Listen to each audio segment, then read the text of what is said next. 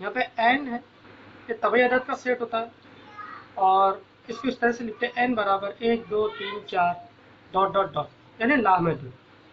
ये तबई अदद का सेट होता है यानी गिनती के अदद होते हैं जो हम गिनते हैं 1 2 3 4 5 6 7 8 9 10 लामहदूद है ना। और यहाँ पे डॉट डॉट इसलिए ये लामहदूद है ना, ये कहीं खत्म नहीं होगी इसलिए। और ये दो कॉस जो है इन्हें इंग्लिश में कर ब्रैकेट्स कहते हैं और उर्दू में से मेहराबी कॉस कहेंगे। और देखिए यहाँ पे हमने ये इन आदत को तबई आदत कहते हैं और इसको मैंने कैपिटल एल से जाहिर किया और ये होते हैं तबई आदत। ठीक है, यानी कि इसका मतलब तबई आदत हमेशा कैपिटल से एन से जाहिर हो गए और तबई आदत यानी नेचुरल नंबर्स। ठीक है, और यहाँ पे देखिए इस सेट के अंदर दो है यानी हम कह सकते हैं कि दो जो है वो इस सेट का रुकन है, तो इसको अलामत की शक्ल में इस तरह लिखे हमने, दो रुकन है एन का। अब आप देखिए इसमें कोई मंफी वाले अदद है क्या? नहीं है, इसका मतलब मंफी वाले अदद इसका रुकन नहीं है। यहाँ पे समय मंफी दो है, मंफी दो है क्या इसमें? नहीं है, तो इसको हमने इस तरीके से लिखा है मंफी दो रुकन नहीं है एन का। यानी ये जो रुकन की अलामत होती है इसका से तिरछी लकीर करके काट दिए तो उसका मतलब होता है रुकन नहीं। और यहाँ पे कैपिटल है यानी कि मंफी अदद जो है वो तबई अदद का रुकन नहीं है। उसके बाद आया देखते हैं मुकम्मल अदद। मुकम्मल अदद को इंग्लिश में होल नंबर कहते हैं और होल नंबर स्टार्ट होता है डब्ल्यू से, इसलिए इसे डब्ल्यू से जाहिर किया जाता है। इससे अब ये आपको समझ में आया होगा कि हर मुकम्मल अदद का सेट डब्ल्यू से जाहिर होगा और हर तबई अदद का सेट कैसे जाहिर होगा। Very good. अब मुकम्मल अदद कौन से? ये 0 1 2 3 4 5 6 7 8 9 10 लामहदूद है ना, ये आगे बढ़ते जाएंगे। यहाँ पे कॉस हमने कंप्लीट किया, डॉट डॉट डॉट लिख दिए, इसका मतलब ये आगे भी नंबर है ना। अब मुकम्मल अदद और तबई अदद में क्या फ़र्क है आपको इसमें पता चलेगा कि होल नंबर में सिफर है, यानी अगर मैं तबई अदद में सिफर लगा दूं तो वो सारे अदद मुकम्मल अदद हो जाएगी। ठीक है, तो यहाँ पे देखो सिफर रुकन है डब्ल्यू का, सही है क्योंकि सिफर डब्ल्यू में है मुकम्मल अदद, लेकिन मंफी एक रुकन नहीं है एन का, मंफी एक रुकन नहीं है एन का। उसके बाद तीसरा जो गिरोह है वो है सही अदद का गिरोह। सही अदद का गिरोह, सही अदद को इंग्लिश में इंटीजर्स कहते हैं और वो आई से स्टार्ट होता है, इसलिए हर सही अदद के सेट को आई से जाहिर करेंगे। और यहाँ देखिए आई बराबर मेहराबी कॉस, यहाँ पे मैंने लिखा हूँ बीच में सिफर है और इधर देखो 1 2 3 डॉट डॉट डॉट और इधर मंफी वाले अदद मंफी 1 मंफी 2 मंफी 3 कॉमा डॉट डॉट डॉट। इस तरीके से ये अदद यहाँ पे लिए हमने। अब इसमें देखो मंफी 2 रुकन है आई का रुकन है मंफी 2 है ना, इसलिए यहाँ पे लिखा मंफी 2। 2 भी आई का रुकन है, 0 भी आई का रुकन है, लेकिन 2/3 आई का रुकन है क्या? नहीं है, इसलिए मैंने इसको काट दिया हूँ। तो इस तरीके से ये मैंने अदद यहाँ पे आपको बताया है। ये गिरोह है, लेकिन तो आप इसका स्क्रीनशॉट कर लीजिए। इसको ध्यान में रखो कि हर तबई अदद एन से जाहिर होगा, हर मुकम्मल अदद डब्ल्यू से जाहिर होगा, हर सही अदद का सेट आई से जाहिर होगा। तबई अदद यानी उसमें गिनती के अदद होते हैं 1 2 3 4 5 6 7 8 9 10 लामहदूद। मुकम्मल अदद यानी वो सिफर से स्टार्ट हो गए, सिफर 1 2 3 4 5 6 7 8 9 10 लामहदूद। सही अदद यानी उसमें सिफर भी आएगा, मस्बत अदद यानी 1 2 3 4 5 6 7 8 9 10 लामहदूद आएंगे और मंफी वाले अदद भी आएंगे। ठीक है, यानी मंफी 1 मंफी 2 मंफी 3, सिर्फ बटे वाले अदद नहीं आएंगे। अब हम आगे बढ़ते हैं सेट लिखने के तरीके पर। यहाँ पे मैंने सेट लिखने के तरीके दिया है। सेट लिखने के कुल दो तरीके, एक है फहरिस्त तरीका और दूसरा है इबारती तरीका। अब इनमें फ़र्क क्या है फहरिस्त तरीके और इबारती तरीके में? ज़्यादा कुछ फ़र्क नहीं। फ़र्क यह है कि फहरिस्त तरीका जो इस तरीके फहरिस्त बनाई जाती है। और अब यहाँ पे देखो हम आते हैं सेट के अक़साम लिखने के अक़साम की तरफ, यानी सेट लिखने के तरीके। ये हैं सेट लिखने के तरीके। सेट लिखने के तरीके देखते हैं। तो स्टूडेंट्स सेट लिखने के कुल दो तरीके, एक है फहरिस्ती तरीका, एक है इबारती तरीका। अब फहरिस्ती तरीका यानी क्या कि जैसा आपको नाम पे से समझ में आएगा, जैसा हम फहरिस्त बनाते हैं तो सेम यहाँ पे फहरिस्त बनाई हुई। यहाँ पे जो है फहरिस्ती तरीके में होता ये है कि यहाँ पर देखो यह फहरिस्ती तरीका है और इबारती तरीका। दो यहाँ पे कुछ मिसालें मैंने पहले से लिख के रखा हूँ आपको समझने के लिए। अब यहाँ देखो, यहाँ पर ए बराबर Mehra because 1 2 3 4 5 dot dot dot dot ये नंबर है। फहरिस्ती तरीका लिखने का जो तरीका है उसमें एक चीज़ ये होती है सेट लिखने के तरीके में कि सेट को मेहरा बिकॉस में लिखा जाता है। मेहरा बिकॉस में लिखा जाता है। मेहरा बिकॉस यानी इस तरीके से इन दो कॉस के अंदर लिखा जाता है, इस कॉस के दरमियान, और हर अदद को अलहदा किया जाता है कॉमा के ज़रिए से, है ना। इसके पहले आपको मैंने बताया इसके पहले की वीडियो में कि मिसाल के तौर पर ए ई आई ओ यू ये अदद है, इनको अगर मुझे सेट में लिखना है तो सबसे पहले मुझे उसको नाम देना होगा ए बराबर, फिर मेहरा बिकॉस लूँगा, फिर इसमें ये जितने भी अरकान है इसके अंदर लिखूँगा और हर रुकन को मैं कॉमा के ज़रिए से अलहदा करूँगा, अलग अलग करूँगा, ए कॉमा ई कॉमा आई कॉमा ओ कॉमा ई, इस तरीके से, है ना। ये होगा तो फहरिस्ती तरीका, और सेम फहरिस्ती तरीका इस तरीके से लिखा है। तो यहाँ पे देखिए ए बराबर 1 2 3 4 5 डॉट डॉट डॉट डॉट। यहाँ पे क्या है कि सेट को मैंने नाम दिया ए से, हर रुकन जो है वो कॉमा के जरिए से अलग हो, 1 और 2 के बीच में कॉमा, 2 और 3 के बीच में कॉमा, इस तरीके से की। और डॉट डॉट डॉट यानी कि इसका मतलब इसके आगे भी अरकान है ना। और ये जो है तबई अदद का सेट है। कौन सा सेट है? तबई अदद, है ना। तबई अदद जो है लामहदूद होते हैं, ये तबई अदद का सेट है। और यहाँ पे है दूसरी, यहाँ पे लिखा है दोस्तों मैंने इबारती तरीका, ये इबारती तरीका। अब इबारती तरीका यानी क्या? इबारती तरीका है ना किसी चीज़ की खासियत बयान करता है। यानी कि ये सेट जो है आपको समझ में आएगा सेट क्या है, तबई अदद का सेट है, बस यही उसकी खासियत है। यानी ए सेट तबई अदद का है, इसी को लफ्ज़ में लिखा जाता है। यानी कि इबारती तरीका यानी दूसरा तीसरा कुछ नहीं, उसका मतलब होता है फहरिस्ती तरीकों को ही अल्फाजी शक्ल में लिखना, यानी उसकी खासियत बयान करना। अब इसको अगर मुझे इसका कन्वर्ट करना है तो मैं उसको इस तरह से लिखूँगा, ए बराबर मेहरा बिकॉस। अब क्या होता है, इन सारे अदद को मैं अल्फ़ाबेट में फर्ज करूँगा एक्स। अब मैंने एक्स लिया तो ज़रूरी नहीं आप भी एक्स लें, ज़रूरी नहीं, आप कोई भी अदद अल्फ़ाबेट ले सकते हैं आपके मर्ज़ी, लेकिन बशर्ते वो स्मॉल लेटर में होना चाहिए, ठीक है। अब ए बराबर स्मॉल एक्स, उसके बाद खड़ी लकीर। ये खड़ी लकीर जो है इसे कहते हैं इस तरह, इसे कहते हैं इस तरह, इसे इस तरह कहते हैं, ठीक है। एक्स इस तरह के। अब ये क्या है? तभी अदद है, तो यहाँ पे लिखने एक्स इस तरह के, एक्स एक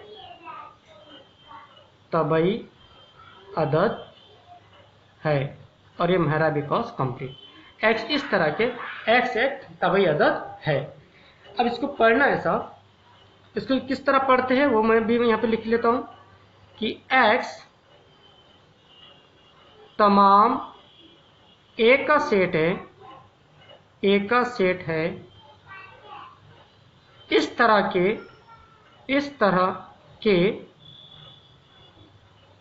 एक्स एक तबई अदद है। ये इस तरह पढ़ा जाता है, ये लिखने की जरूरत नहीं आपको, खाली लिख के इसलिए दिया मैंने कि इसको पढ़ना कैसा है ना। तो ए एक्स तमाम ए का सेट है, एक्स सॉरी ए तमाम एक्स का सेट है, सॉरी ए जो है वो तमाम एक्स, इधर एक्स होना इधर ए होना, ए तमाम एक्स का सेट है, इस तरह के एक्स एक तबई अदद है, ऐसे लिखें।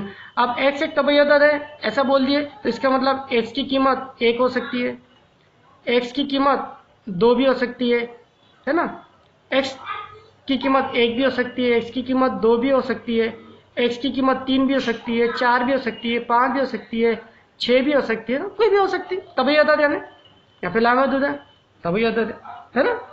इस तरीके से हम इसको लिख सकते हैं।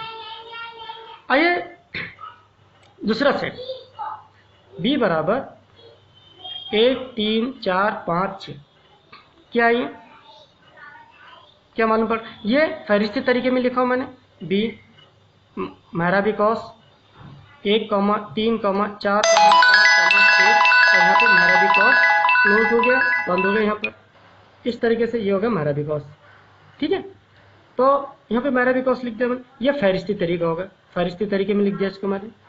फहरिस्ती तरीके में लिखना बहुत आसान, सिंपल, दो क्वेश्चन होते हैं, बीच में अरकान लिख देने का और हर रुकन को कॉमा से जाहिर कर अलहदा करना, अलग करना। अब इसको अगर मुझे इबारती तरीके में लिखना है इसी सेट को, तो मैं क्या करूँगा, क्या है ये जो नाम दिया गया वही नाम यहाँ पे लिखें, यहाँ पे बी दिया गया तो बी जैसे कि वैसे लिखना बराबर। फिर मेरा भी कॉस देखो, मेरा भी कॉस जैसे कि वैसे लिखे हमने, मेरा भी कॉस लिख दिया। उसके बाद यहाँ पे एक्स लिखे, एक्स है ना, इस तरह से एक्स यानी बी बराबर एक्स। उसके बाद खड़ी लकीर रहेंगी, खड़ी लकीर इस तरह की। अभी क्या है, ये जो है तबई अदद है, तबई अदद है ना, है कि नहीं, पूरे तबई अदद है, यानी x जो है वो तबई अदद है। अब x की कीमत 1 भी हो सकती है, x की कीमत 3 भी है, x की कीमत 4 भी है, x की कीमत 5 भी है, x की कीमत 6 भी है। सर इसमें जो है मैंने 2 लिखना भूल गया, कॉमा 2, 1 2 3 4 5 6 ऐसे इसमें 2 है, ये ध्यान में रखना आपने, ठीक है। तो ये क्या तबई अदद है, यानी कि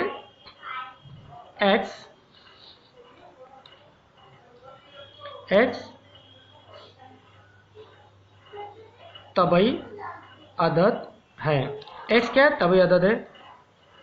अब यहाँ पे कॉमा देंगे, x तबई अदद है, इसका मतलब x की कीमत 7 भी होना चाहिए, लेकिन 7 है क्या, x की कीमत 9 भी होना चाहिए, 9 है क्या, x की कीमत 10 भी हो सकती है, लेकिन 10 है क्या, नहीं है।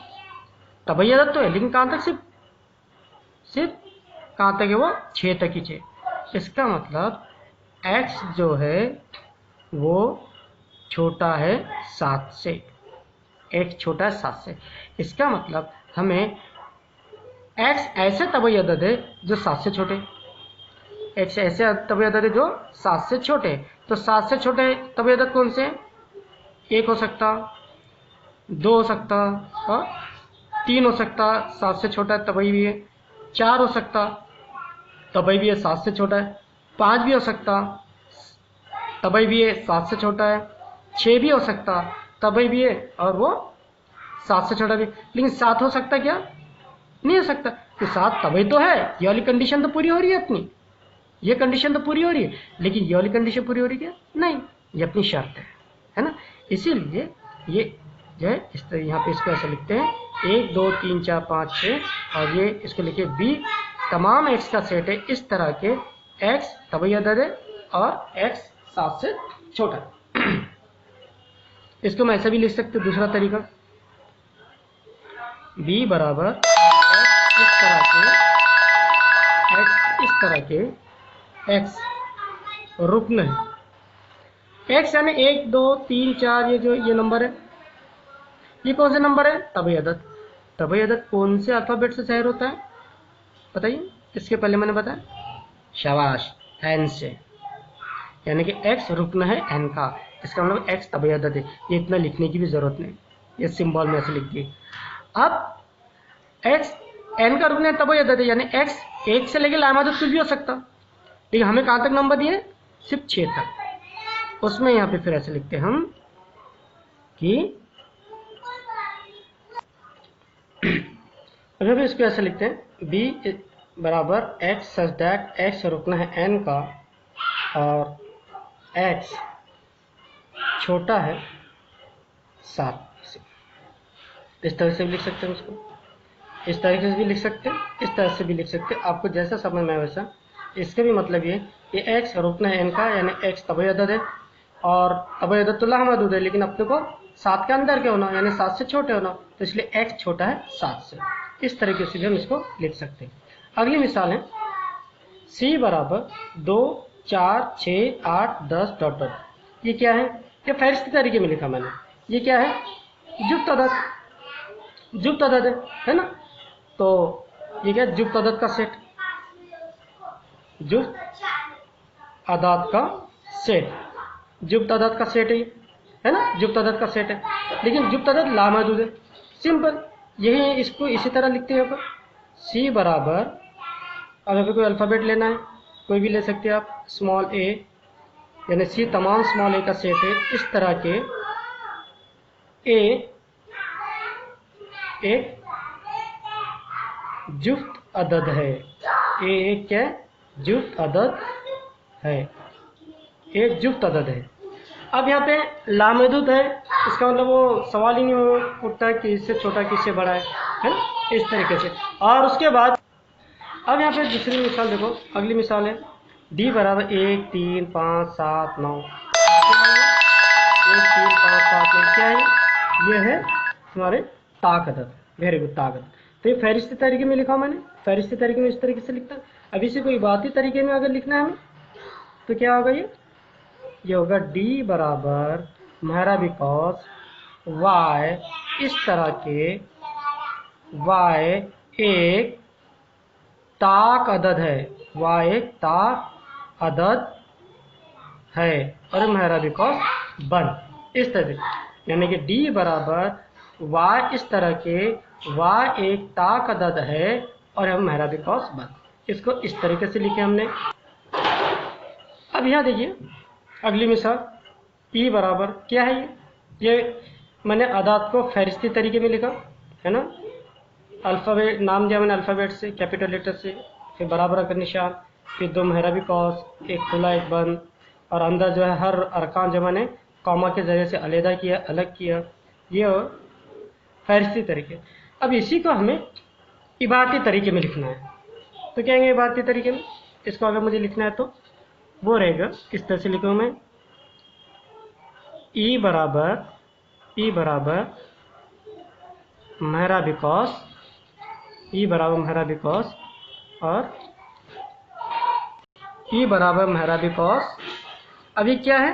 1 3 5 7 9, कौन से अदद है? ये पूरे ताक अदद है। कौन सा अदद है? ताक अदद है। यानी कि यहाँ पे लिखेंगे हम, कोई एक अल्फ़ाबेट लेते हैं हम, मिसाल के तौर पर स्मॉल बी।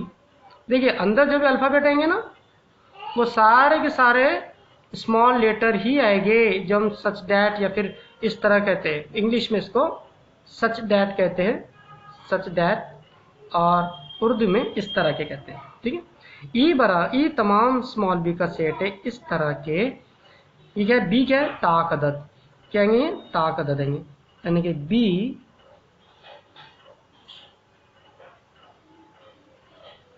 ताक अदद है। बी क्या है? ताक अदद है। लेकिन ताक अदद तो लामहदूद है, यहाँ पे तो सिर्फ 9 तक दिया हुआ है ना। तो इसका मतलब कहाँ तक आएंगे? फिर इसके आगे कॉमा देके यहाँ लिखेंगे बी छोटा है 10 से, बी छोटा है 10 से, इस तरह, समझ में?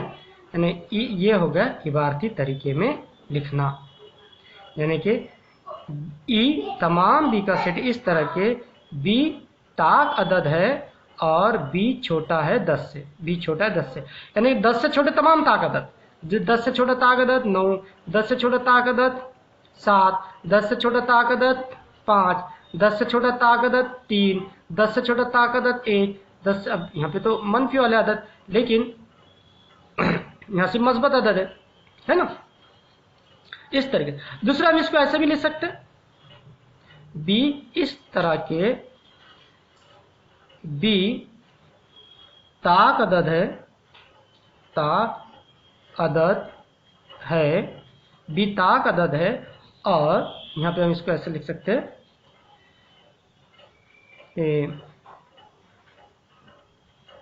0 से बड़ा स्मॉल बी है और स्मॉल बी छोटा है 10 से, इस तरीके से भी हम लिख सकते हैं।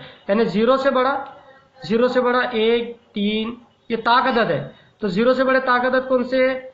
1 3 5 7 9 11, लामहदूद है ना। ये इस फिर आगे ये कंडीशन दी गई, और वो 10 से छोटे होना। 10 से छोटे ताक अदद कौन से?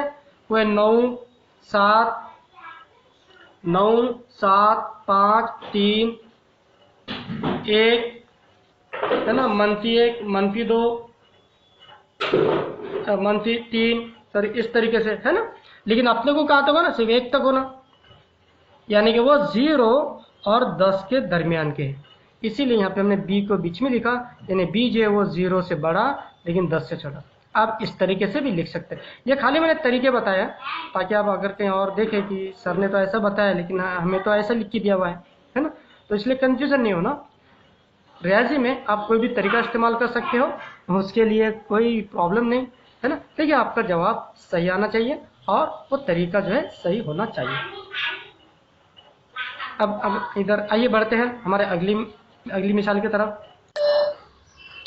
اب اگلی مثال دیکھتے ہیں. ایف برابر ہمارا بھی کاس اے کاما ای کاما آئی کاما او کاما یو, یعنی اے ای آئی او یو. یہ فہرست طریقہ ہے. کون سا طریقہ؟ فہرست طریقہ. اب اس کو اگر ہمیں عبارتی طریقے میں لکھنا ہے تو کس طرح لکھیں گے؟ سیم جو سیٹ کا نام دیا وہی سیٹ کا نام یہاں پہ لکھتے ہیں ہم. ایف برابر ہمارا بھی کاس میں, ٹھیک ہے. اس کے بعد یہ کیا ہے؟ اے ای آئی او یو. اس کی خاصیت کیا ہے؟ یہ دیکھ کے کیا سمجھ میں آتا ہے؟ بولیے, سوچے. Very good. یہ واویل سے, انگلش کی کیا ہے؟ واویل سے.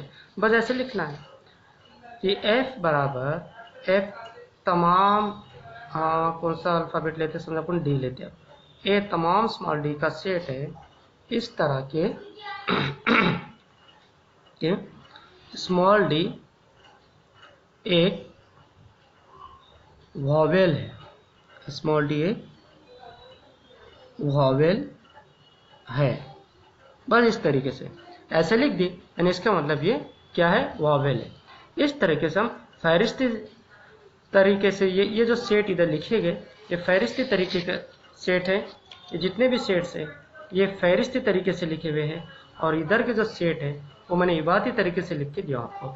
آپ لگے تو اس ویڈیو کو بار بار دیکھ کر اس کا اسکرین شاٹس بھی لے سکتے ہیں. اور یہ جو میں نے لکھ کے دیا ہوں یہ آپ کے پیج پہ اتار لیجئے, نوٹ بک پہ بھی اتار لیجئے, تاکہ آپ کے پاس ہارڈ کاپی میں ریکارڈ رہے گا, تاکہ آپ جب چاہے تب اس کو پڑھ سکتے ہو. آپ کے دل سے ایگزامپلس نکال کے اس کو حل کر سکتے ہو. آپ کو کچھ کیوریز ہے آپ پوچھ سکتے ہو, پرسنل پوچھ سکتے ہیں آپ, یا نیچے جو کامنٹ باکس جو آتے ہیں اس میں کویشچن لکھ کے بھی آپ پوچھ سکتے ہو. لیکن تو آپ ان سب کا اسکرین شاٹ بھی نکال لیجیے. یہ اس طریقے سے ہم نے کیا کیا, فہرستی طریقے کے جو سیٹ ہے اس کو ہم نے عبارتی طریقے میں لکھا. اب اسی طرح ہم عبارتی طریقے کا جو سیٹ ہے اس کو بھی ہم فہرستی طریقے میں لکھ سکتے ہیں. مثال کے طور پر اگر ہم دیکھیں کہ آپ کو ایک سیٹ میں ایک مثال دے رہا ہوں, ایک سیٹ ہے کہ اے برابر اے تمام اسمال اے کا سیٹ ہے اس طرح کے اسمال اے چھوٹا ہے اسمال اے چھوٹا ہے 9 سے, اور اسمال اے رکن ہے کیپٹل این کا. اس طریقے سے یعنی کہ ہمیں اسمال اے جو ہے وہ کیسے لینے؟ 9 سے چھوٹے لینے. اب اگر ہم 9 سے چھوٹے دیکھیں, اب یہ کون سا طریقہ ہو گیا؟ عبارتی طریقہ ہو گیا. Very good. کون سا طریقہ ہوگا یہ ہوگا عبارتی طریقہ. اب اس کو ہمیں فہرست طریقے میں لکھنا ہے تو کیا کرنا؟ یہاں پہ دیکھو میں ایک رف بتاتا ہوں کہ ایک ایسا 9 سے چھوٹے, یعنی 9 سے چھوٹے لینا ہمیں, یعنی کہ وہ 8 ہو سکتے, 7 ہو سکتا, 6 ہو سکتا, وہ 5 ہو سکتا, وہ 4 ہو سکتا, 3 ہو سکتا, 2 ہو سکتا, 1 0 بھی ہو سکتا, -1 ہو سکتا, -2 ہو سکتا, -3 ہو سکتا, کوئی بھی ہو سکتا ہے نا. لیکن یہاں پہ دوسری کنڈیشن کیا ہے, یعنی کہ وہ ایک ایسے لینا 9 سے چھوٹا تو لینا ہے لیکن وہ n کا رکن ہونا چاہیے. n کا رکن یعنی وہ طبعی عدد ہونا چاہیے. طبعی عدد, اب طبعی عدد یعنی اب وہ مکمل عدد بھی نہیں ہونا چاہیے, ہے نا. یعنی کہ طبعی عدد کتنے آئیں گے؟ صرف یہاں سے تو یہ جو ہے یہ طبعی عدد آئیں گے, بس اتنے طبعی عدد. یعنی کہ اس کے اندر کیا آئے گا؟ اے برابر, اس میں میرا بھی کاس میں 1, 2, 3, 4, 5, 6, 7, 8 یہ میرا بھی کاس بنے. یہ ہوگا تمہارا فہرستی طریقہ. فہرستی طریقے میں یہ ہم نے جو ہے سیٹ بنا ہے اس طریقے سے, ہے نا. تو بس کرنا کچھ نہیں اس میں آپ. اور یہ جو مشق اگر دیکھیں گے آپ, اس میں جو مشق ہے سیم اس میں ایسے ہی ہے کہ اس میں آپ کو फहरिस्ती तरीकों को इबारती तरीके में बदलो, इबारती तरीकों को फहरिस्ती तरीके में बदलो, सेम ऐसे दिया हुआ है। बाकी इस मश्क में ज़्यादा कुछ है नहीं। इसमें अगर हम देखें तो हम इसको ओरली भी हल कर सकते हैं, लेकिन हम ओरली हल नहीं करेंगे, हम इसको जो है समझ कर हल करेंगे इस तरीके से। अब इस सबक में अगर आप देखें तो आपको कुछ चीज़ें, बेसिक चीज़ें जो मालूम होना ज़रूरी है, वो चीज़ें मालूम हो गई तो ये पूरा सबक आपके लिए आसान है। एक ये कि तबई अदद यानी क्या, तबई अदद, सारे के सारे तबई अदद आपको मालूम होने चाहिए। तबई अदद 1 2 3 4 5 लामहदूद, ये मालूम होने चाहिए।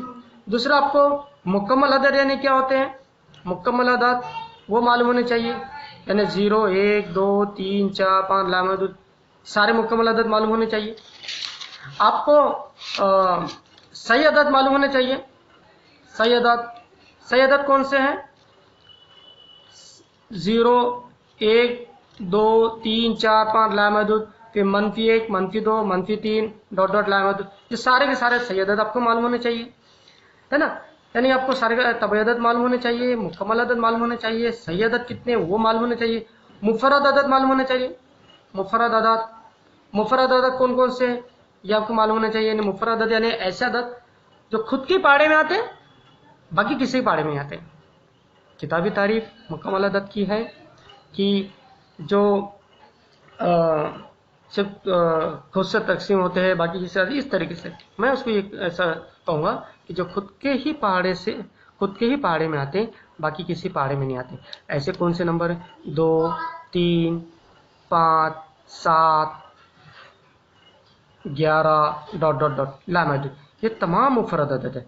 इस तरीके से आपको जुफ्त अदद मालूम होने चाहिए। जुफ्त अदद कौन से होते हैं, 2 4 6 8 10 12 डॉट डॉट डॉट लामहदूद, जुफ्त अदद यानी जो 2 से तकसीम होते हैं।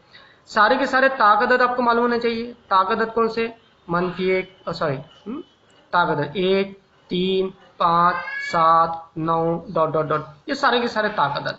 तो अगर आपको ये तमाम ग्रुप्स अगर मालूम है, तबई अदद क्या है, सारे तबई अदद आपको याद है, अगर मुकम्मल अदद पूरे याद है, सही अदद अगर पूरे याद है, मुफरद अदद अगर पूरे याद है, जुफ्त अदद पूरे याद है, ताक अदद अगर पूरे याद है, ये सारे अदद अगर आपको याद है तो सबक आपके लिए एकदम आसान है, बहुत ही आसान है। इसमें एक चीज़ है नातिक अदद। नातिक अदद, नातिक अदद यानी ये तमाम अदद तो उसमें आएगी नातिक अदद में, इसके अलावा आएंगे बटे के अदद, 2/3 4/3 2.1 अशारे के, ये सारे के सारे अदद आपको ये ग्रुप मालूम होना चाहिए। अगर ये ग्रुप आपको मालूम है तो आपके लिए ये सबक बहुत ही आसान जाएगा। ठीक है, तो आइए बढ़ते हैं हम हमारे इस मश्क, पहली मश्क की तरफ। इसके साथ ही हमें जो है कामिल मुरब्बे, सारे के सारे कामिल मुरब्बे मालूम होना ज़रूरी है। कामिल मुरब्बे, कामिल मुरब्बे, कामिल मुरब्बे क्या होते हैं, कामिल मुरब्बे यानी तमाम मुरब्बे, यानी 1 का मुरब्बा, 4 2 का मुरब्बा, 9 3 का मुरब्बा, 16 4 का मुरब्बा, 5 का मुरब्बा, 25 6 का मुरब्बा, 36 7 का मुरब्बा, 49, है ना, लामहदूद, जितने मुरब्बे वो पूरे मुरब्बे आपको मालूम होना चाहिए, इन्हें आपको समझ में आना चाहिए क्या है ये मुरब्बे है। कामिल मकब, कामिल मकब, कामिल मुरब्बे यानी इसको इंग्लिश में परफेक्ट स्क्वायर बोलते हैं, परफेक्ट स्क्वायर, और कामिल मकब को इंग्लिश में परफेक्ट क्यूब बोलते हैं, परफेक्ट क्यूब। सारे सारे परफेक्ट क्यूब मालूम होना चाहिए, यानी 1 का मकब 1, 2 का मकब 8, 3 का मकब 27, 4 का मकब 64, है ना। इस तरीके से सारे के सारे मकब आपको मालूम होना जरूरी है। ठीक है, चलिए